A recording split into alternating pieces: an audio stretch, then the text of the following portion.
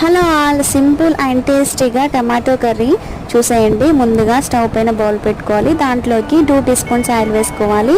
Next chop చేసిన onions వేసుకోవాలి. Onions ఎక్కువ వేసుకుంటే చాలా బాగుంటుంది. అండ్ పసుపు, అల్లం వెల్లుల్లి పేస్ట్ కూడా వేసుకొని అవి ఫ్రై అయిన తర్వాత ఇప్పుడు మనము తీసుకున్న టొమాటోలని హాఫ్ చాప్ చేసుకోవాలి, హాఫ్ మిక్సీలో వేసుకోవాలన్నమాట. సో ఇలా మిక్సీలో వేసుకున్న ప్యూరీని ఇప్పుడు ఇందులో వేసేసుకొని ఒక 5 మినిట్స్ మూత పెట్టి పెట్టేసుకోవాలి. నెక్స్ట్ 5 మినిట్స్ తర్వాత సరిపడా కారం, అలాగే మిరియాల పొడి అండ్ జీలకర్ర పొడి వేసేసుకోవాలి. నెక్స్ట్ ఇదే టైంలో చాప్ చేసిన టొమాటోలను కూడా వేసేసుకోవాలి. ఒక్కసారి కలుపుకొని తగినంత సాల్ట్ వేసేసుకోవాలి.